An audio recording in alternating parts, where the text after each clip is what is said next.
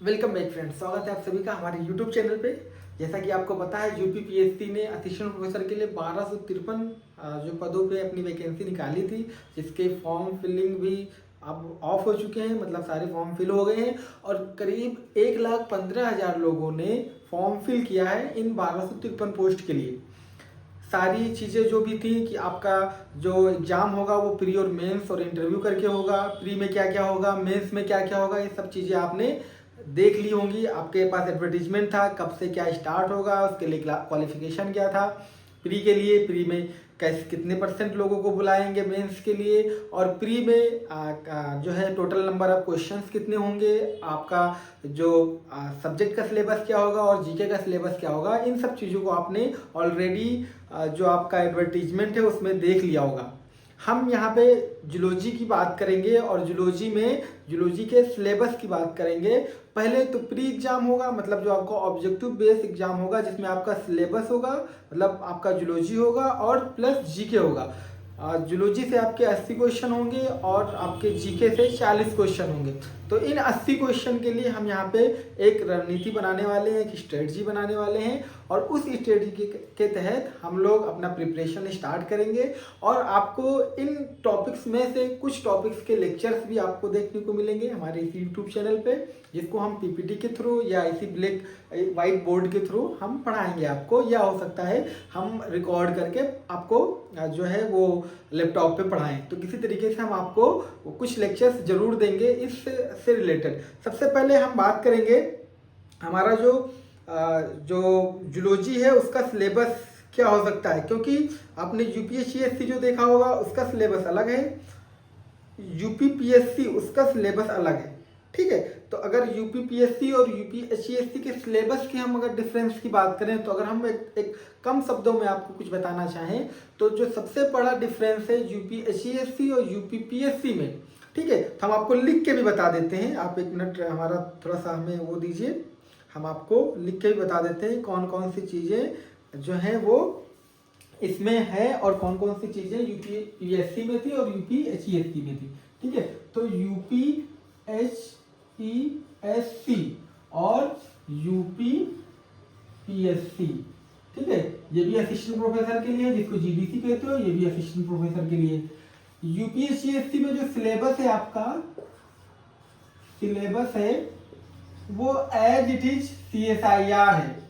ठीक है, as it is CSIR है, जबकि यूपीपीएससी है वो जो यूपीएससी का सिलेबस है उससे डिफरेंट है। क्यों डिफरेंट है? क्योंकि यूपीएससी के जो सिलेबस में आप देखोगे कि यूनिट 1 है वो एज इट इज क्या है, molecule and their interaction relevant to biology, मतलब जो बायोकेमिस्ट्री है वो, उसके बाद आपका सेल बायोलॉजी, फिर उसके बाद आपका फंडामेंटल प्रोसेस है, उसके बाद फिर आपका सेल कम्युनिकेशन और सेल सिग्नलिंग है, ठीक है, इम्यूनोलॉजी, उसके बाद आपका डेवलपमेंटल बायोलॉजी है, उसके बाद आपका सिस्टम फिजियोलॉजी है। सिस्टम फिजियोलॉजी सीएसआईआर के सिलेबस में प्लांट और एनिमल दोनों आती है, क्योंकि वहां पे आप लाइफ साइंस पढ़ते हो। यहाँ पे आप केवल जो है केवल आप जूलॉजी पढ़ोगे, मतलब प्राणी शास्त्र पढ़ोगे, तो उसमें क्या होगा, सिस्टम फिजियोलॉजी होगी, वो होगी एनिमल की। फिर आपको पढ़ोगे जेनेटिक्स, फिर आपका सिलेबस आता था जेनेटिक्स के बाद जो है आपका जो सिलेबस आएगा वो आता है आपका इकोलॉजी, इवोल्यूशन, ठीक है, उसके बाद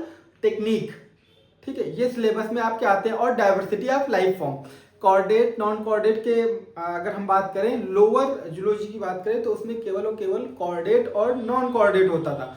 लेकिन आप जब यूपीपीएससी का सिलेबस देखोगे, क्योंकि एडवर्टीजमेंट में सिलेबस मेंशन है, तो आप पाओगे कि यहाँ पे कॉर्डेट और नॉन कॉर्डेट तो एक है ही यूनिट, 2 यूनिट, उसके अलावा आपको एडिशनल क्या पढ़ना है, आपको एक यूनिट में एंटोमोलॉजी और फिशरीज पढ़ना है, एक यूनिट में आपको इम्यूनोलॉजी और इसके साथ साथ आपको टॉक्सिकोलॉजी पढ़ना। इसके अलावा डिफरेंस और क्या है, आपको एनिमल फिजियोलॉजी के साथ साथ इंडोक्राइनोलॉजी अलग से पढ़नी है। आपको पूरा एक जो है वो एक यूनिट दिया हुआ है। तो ये सिलेबस मेजर डिफरेंस है। पहला डिफरेंस है कॉर्डेट नॉन कॉर्डेट में, दोनों में। इसमें जो कॉर्डेट है वो क्या है, केवल लाइफ फॉर्म्स के लिए को लेकर है, केवल मतलब डाइवर्सिटी इन लिविंग फॉर्म्स ऐसे करके है वो जो यूनिट है, डाइवर्सिटी इन लिविंग फॉर्म्स, ठीक है। और इसमें क्या है, आप पढ़ते हो एक जनरल अकाउंट पढ़ते हो, चाहे वो प्लांट का अकाउंट ऑफ, आप एनिमल की बात कर रहे हो तो एनिमल्स की, ठीक है। जनरल अकाउंट पढ़ते हो एनिमल्स की। यहाँ पे क्या है, आपको इनवर्टिब्रेट अलग है और वर्टिब्रेट अलग है, ठीक है। इसके अलावा आपका एंटमोलॉजी है, एंटमोलॉजी। इसके अलावा क्या है, ये डिफरेंस की बात कर रहे हैं। एंटमोलॉजी के अलावा क्या है, टॉक्सिकोलॉजी है, जो कि आप सीएसआईआर के सिलेबस में नहीं देखते हो। इसके अलावा छठा डिफरेंस है आपका फिशरीज, फिश एंड फिशरीज, जिसमें आपका कल्चर आ जाता है, एक्वा कल्चर, ठीक है। इसके अलावा आपका अलग से दिया हुआ है एंडोक्राइनोलॉजी, एंडोक्राइनोलॉजी ये अलग यूनिट दी हुई है। तो आप देखोगे कि बहुत ज्यादा डिफरेंस है यहाँ पे। केवल ये करके ना, ये सब कुछ है ही नहीं, और जो इनवर्टिब्रेट और वर्टिब्रेट है। तो हम अब पहले आपको सिलेबस बता देते हैं, आपके पास भी है, आप उसको देखिएगा, कोई नई चीज नहीं है। जूलॉजी के सब्जेक्ट का सिलेबस है, 18 नंबर पे आपका जो जूलॉजी का सब्जेक्ट है। आप देखिएगा यूनिट 1 है आपकी नॉन कॉर्डेट्स, जबकि यूपीएससी के सिलेबस में आप नॉन कॉर्डेट करके कोई यूनिट नहीं देखोगे। पहली यूनिट जो उसमें आती है वो आती है जो आपका molecule and their interaction relevant to biology, मतलब बायोकेमिस्ट्री वाली यूनिट आती है पहली, जहाँ पे नॉन कॉर्डेट पढ़ोगे। नॉन कॉर्डेट दूसरी यूनिट पढ़ोगे आप कॉर्डेट्स की, तीसरी यूनिट आप पढ़ोगे ecology, animal behaviour and evolution की, चौथी यूनिट आप पढ़ोगे एंटमोलॉजी, फिश एंड फिशरीज की, ठीक है। पांचवी यूनिट आप पढ़ोगे डेवलपमेंटल बायोलॉजी की, ठीक है। छठी यूनिट आप पढ़ोगे सेल फिजियोलॉजी एंड बायोकेमिस्ट्री की। देखो सेल फिजियोलॉजी के साथ बायोकेमिस्ट्री यहाँ जोड़ दिया, वहां पे अलग से आपका एक यूनिट था। सातवीं यूनिट पढ़ोगे साइटोजेनेटिक्स एंड बायोस्टैटिस्टिक्स, ठीक है। आठवीं यूनिट है आपकी मैमेलियन फिजियोलॉजी, आप मैमेलियन फिजियोलॉजी पढ़ोगे यहाँ पे। उसके बाद यूनिट 9 मैमेलियन फिजियोलॉजी में ही तो एंडोक्राइनोलॉजी आएगा, लेकिन इन्होंने क्या किया, यूनिट 9 को सेपरेट करके एंडोक्राइनोलॉजी बना दिया, ठीक है। तो यूनिट 9 होगी आपकी एंडोक्राइनोलॉजी। यूनिट 10 है आपकी टॉक्सिकोलॉजी एंड इम्यूनोलॉजी। यूनिट 11 है आपकी modern technique in molecular biology, ठीक है। तो ये आपकी 11 यूनिट है, और इन 11 यूनिट में क्या क्या डिफरेंस है हमने आपको यहाँ पे लिख के बता दिया। तो ये तो बात हो गई डिफरेंस की बात। अब आपके दिमाग में ये आ रहा होगा कि चलो ठीक है, ये सीएसआईआर का सिलेबस था, सीएसआईआर के जैसी चीजें थी, हम थोड़ा सा कम पढ़ के या सीएसआईआर के जैसे नोट से हम इससे काम चला लेते थे, इसको कैसे हम पढ़ेंगे। तो देखो भाई, अब इनवर्टिब्रेट पढ़ना हो वर्टिब्रेट पढ़ना, ये दोनों आपको बुक से ही पढ़ना पड़ेगा। आर.एल. कोटपाल है, ठीक है, या पी.एस. वर्मा की बुक बहुत लोग पढ़ते हैं, और भी ऑथर हैं बहुत सारे फॉरेन, उनकी भी बुक बहुत लोग पढ़ते हैं। तो इनवर्टिब्रेट और वर्टिब्रेट तो पढ़ना ही पढ़ना है आपको, क्योंकि मेजर आएगा इसमें, अच्छे क्वेश्चन आएंगे इसमें। आप इसका जब यूपीएससी का प्रीवियस ईयर का क्वेश्चन पेपर उठाओगे और नहीं होगा किसी के पास, तो आप मुझसे मांग लेना, आप मुझे टेलीग्राम पे या मेरे नंबर पे आप टेक्स्ट कर देना, हम आपको भेज देंगे। जब आप यूपीएससी का प्रीवियस ईयर क्वेश्चन पेपर देखोगे तो 3 से 4 या 5 क्वेश्चन आपको मिलेंगे लोअर से, मतलब जिसमें इनवर्टिब्रेट और वर्टिब्रेट पूछा हुआ है, मतलब कोर वाली जो चीज होती है वर्टिब्रेट और इनवर्टिब्रेट की। जब आप यूपीपीएससी का प्रीवियस ईयर का क्वेश्चन पेपर देखोगे जीडीसी का, तो उसमें देखोगे करीब कुछ नहीं तो 35 से 40 क्वेश्चन ये इन चीजों से पूछेंगे। इन जो 5-7 यूनिट है आपकी, इनसे पूछी जाएंगी 35 से 40 क्वेश्चन। कैसे पूछी जाएंगी मैं आपको बता दूं। इनवर्टिब्रेट वर्टिब्रेट लंबा सिलेबस है, कुछ नहीं तो आपको 12 से 15 क्वेश्चन देखने को मिलेंगे ही मिलेंगे। एंटोमोलॉजी और फिशरीज एक यूनिट है, इससे आपको कुछ नहीं तो 8 क्वेश्चन देखने को मिलेंगे, ठीक है। टॉक्सिकोलॉजी और इम्यूनोलॉजी के साथ है, टॉक्सिकोलॉजी से 5 क्वेश्चन आराम से देखने को मिलेंगे। एंडोक्राइनोलॉजी, जब आप फिजियोलॉजी पढ़ते हो तो सबसे जो मेजर यूनिट जो आती है, जिससे सबसे ज्यादा क्वेश्चन आते हैं, वो एंडोक्राइनोलॉजी से आते हैं। जो एनिमल फिजियोलॉजी में या मेमिलियन फिजियोलॉजी करके उन्होंने दिया है, उसमें सबसे ज्यादा क्वेश्चन एंडोक्राइनोलॉजी से आते हैं। तो एंडोक्राइनोलॉजी को उन्होंने अलग कर दिया, वैसे भी सबसे ज्यादा क्वेश्चन पूछता है ये, और अलग कर दिया तो और क्वेश्चन पूछेगा। तो मुझे लग रहा है कि करीब 15 क्वेश्चन यहाँ से आपके आ जाएंगे। तो आप देख लो, 12 से 15 यहाँ, 15 यहाँ, और इनसे मिला के 8 से 10 क्वेश्चन और 4 से 5 क्वेश्चन इससे, देखो 40 क्वेश्चन के करीब आपके हो जाएंगे। जबकि यहाँ पे वो मिसिंग है, आपके यही मेजर हो जाएंगे। अब ये चीजें हो गई, आप इनको पढ़ कैसे सकते हो। तो इनवर्टिब्रेट वर्टिब्रेट आप जो है सबसे अच्छा आपके पास जो साधन है वो आर्यन कोटपाल का, उसको पढ़ सकते हो। एंटोमोलॉजी के लिए आप आर्यन कोटपाल की जो एक सीरीज आती है बुक की, उससे आप पढ़ सकते हो एंटोमोलॉजी, ठीक है। टॉक्सिकोलॉजी बहुत सारे ऑथर की है, एक है प्रोफेसर ओमकार, उनकी बुक ले लेना आप, 200 रुपये की मिलती है, वो पूरी टॉक्सिकोलॉजी उससे कवर हो जाएगी आपकी। फिशरीज के लिए आप एक बुक ले लेना एस खन्ना की, एस खन्ना की जो हमारे यूनिवर्सिटीज में चलती है, वो बहुत अच्छी बुक है एस खन्ना की, आप उसको लेना। एंडोक्राइनोलॉजी के लिए आप कुछ ना करना, जो आप मेमिलिन फिजियोलॉजी पढ़ोगे, और मेमिलिन फिजियोलॉजी के लिए एक बुक आती है एस चांद पब्लिकेशन की, रेगुलेटरी मैकेनिज्म इन वर्टिब्रेट्स करके, आप उस बुक को ले लेना और आपका क्या होगा, उससे कवर हो जाएगा ये एंडोक्राइनोलॉजी। उसमें बहुत मेजरली एक बहुत डिस्क्राइब करके दिया वो, और वो है ही वर्टिब्रेट का और मैमलियन पे ही वो फोकस करके आपको वो यूनिट दी हुई है, ठीक है। तो ये चीजें थी, ये डिफरेंस था यूपीएससी और यूपीपीएससी के सिलेबस में और उसके क्वेश्चन के उसमें। तो आपको एक बड़ा डिफरेंस दिखने को मिला है, ठीक है।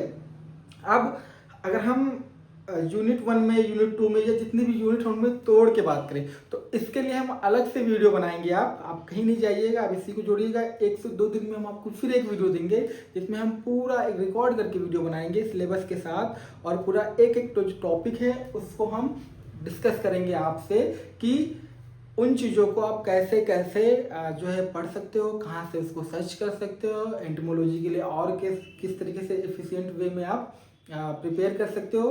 क्योंकि आप इस चीज़ में ना रहो कि हम यही सिलेबस पढ़ लेंगे और इससे कर लेंगे, बिल्कुल नहीं होगा। अगर आपके पास अगर आपने एमपीपीएससी का एग्जाम दिया हो असिस्टेंट प्रोफेसर का, और HPSC Haryana public service commission का एग्जाम दिया हो, और आरपीएससी मतलब राजस्थान पब्लिक सर्विस कमीशन का अगर एग्जाम दिया हो, और यूपीएससी का एग्जाम दिया हो, चारों एग्जाम एक दूसरे से बिल्कुल मैच नहीं खाते। अब एक एक करके बात कर लेते हैं थोड़ा सा, फिर उसके बाद ये वीडियो एंड करेंगे। फिर नेक्स्ट वीडियो में आपको हम सिलेबस के बारे में थोड़ा सा डिटेल में बताएंगे। पहले यूपीएससी देखो, यूपीएससी क्या करता है, बेसिक क्वेश्चन पूछता है, जो मतलब इतना बेसिक होगा जो आप मोस्टली चीजें नहीं पढ़ते हो, उससे ये क्वेश्चन उठाता है। यूपीपीएससी क्या करता है, कोर से क्वेश्चन उठाता है। एमपीपीएससी क्या करता है, एमपीपीएससी क्वेश्चन पेपर आप देख लो, मेरी ना मानो, क्वेश्चन पेपर देखोगे आपको पता चल जाएगा। एमपीपीएससी मध्य प्रदेश जो पब्लिक सर्विस कमीशन है, वो क्या कर रहा है, जो मैंने 2 पेपर दिए उसमें देखा मैंने कि वो क्या करता है, एक आपके कंसेप्चुअल क्वेश्चन पूछ रहा है आपसे, एकदम बेहतरीन क्वेश्चन, कंसेप्चुअल और छोटे क्वेश्चन, ये एमपीपीएससी करता है। और क्वेश्चन बहुत ज़्यादा टफ नहीं होंगे लेकिन ईजी भी नहीं होंगे। हरियाणा पब्लिक सर्विस कमीशन की बात देखोगे तो हरियाणा पब्लिक सर्विस कमीशन एकदम ठोक पीट के आपका कोई वो जीके कोई कुछ नहीं देता, केवल और केवल उसने दिया था आपका सिलेबस ही, और बहुत अच्छे क्वेश्चन, एकदम लेवल के क्वेश्चन, एकदम लेटेस्ट क्वेश्चन, कहीं से कोई कॉपी नहीं, लेटेस्ट क्वेश्चन बुक से। और इसलिए उसमें इतनी कंट्रोवर्सी हुई थी उसके क्वेश्चन पेपर में। जूलॉजी के पेपर में करीब 20 से 22 क्वेश्चन को चैलेंज किया था लोगों ने, उन्होंने माना नहीं था। 5 क्वेश्चन को उन्होंने माना था, जिसको उन्होंने डिलीट कर दिया था, एक क्वेश्चन का आंसर चेंज किया था, ठीक है। तो बहुत ही अच्छा लेवल था एचपीएससी का। आरपीएससी तो आपका पर्टिकुलर एक एक एनिमल करके, आप इन्वर्टिब्रेट में पढ़ोगे, जैसे आप मान लो आप प्रोटोजोआ पढ़ रहे हो, तो प्रोटोजोआ में आपने कुछ एनिमल्स होंगे, उनको मान लीजिए आपने प्रोटोजोआ को पढ़ते हो, आप जनरल अकाउंट पढ़ लेते हो कि हाँ reproduction in protozoa, nutrition in protozoa, locomotion in protozoa, ऐसा करके पढ़ लिया आपने। वो क्या करेगा, वो पूछ लेगा आपसे कि जो आपका मोनोसिस्टिस है, जो मोनोसिस्टिस है उसमें जो ये स्टेज है ये कहाँ पे आती, किस सेल स्टेज पे आती। अब अगर आपने बहुत ध्यान से नहीं पढ़ा तो आप चूक जाओगे। ऐसे ही पोरीफेरा में आओ, अब पोरीफेरा में आपने साइकान पढ़ लिया, साइकान पढ़ लेते हो। अब इसके अलावा पूछ लिया अगर उसने यूप्लेक्टेला को डिटेल में, आप फंस जाओगे वहाँ पे। तो राजस्थान क्या करता है, ये बहुत डिटेलिंग में पूछता है। तो मतलब कहने का मेरा ये कि सारे जो स्टेट हैं वो अपना अलग अलग तरीके से क्वेश्चन पेपर पूछते हैं, ठीक है। तो ये बेसिक डिफरेंस है यूपीएससी और यूपीपीएससी के सिलेबस में, उसको प्रिपरेशन करने में हमने आपको बुक ही बता दी है। इसके लिए आर्यन कोटपाल, इसके लिए आर्यन कोटपाल की ही जो सीरीज आती है हर एक बुक की, वो आपको मिल जाएगी इंसेक्ट की, क्लास इंसेक्टा की। टॉक्सिकोलॉजी प्रोफेसर ओमकार, फिशरीज की डॉक्टर एस खन्ना, एंडोक्राइनोलॉजी की वो रेगुलेटरी मैकेनिज्म इन वर्टिब्रेट्स, बहुत अच्छा पढ़ना है आपको। अगर ये एंडोक्राइनोलॉजी तो अब एक हम लोग का स्पेशलाइजेशन है, हम तो आपको बहुत अच्छी बुक आप पढ़ ले सकते हो। नॉरिस से आती है बुक, एंडोक्राइनोलॉजी की ही केवल उसमें होती है, या हेडले की बुक होती है, केवल एंडोक्राइनोलॉजी होती है, मोटी सी बुक फॉरेन ऑथर की, तो आप ये भी पढ़ सकते हो। इसके अलावा सबसे अच्छा रहेगा आपका रेगुलेटरी मैकेनिज्म इनवर्टिब्रेट्स, आप पढ़ लो। ठीक है, तो ये आपके लिए एक वीडियो था। नेक्स्ट वीडियो 2 ही 3 दिन में आपको, 1 से 2 दिन में या 3 दिन में हार्डली आ जाएगा आपके पास, जिसमें हम आपको जो सिलेबस होगा वो डिटेल में लैपटॉप पे आपको बताएंगे। तो थैंक यू, मिलते हैं नेक्स्ट वीडियो में, तब तक के लिए बाय बाय। अगर आप पहली बार आए हैं वीडियो पे तो आप इसको सब्सक्राइब जरूर कर लीजिएगा, चैनल को लाइक कर दीजिएगा वीडियो, और कोई भी क्वेरी हो तो आप लिख दीजिएगा। इनका बुक अगर आप समझ में नहीं आया होगा ऑथर का नाम तो आप लिख दीजिएगा, हम वहाँ पे पिन कर देंगे। तो मिलते हैं नेक्स्ट वीडियो में, तब तक के लिए bye bye. Thank you, thanks for watching.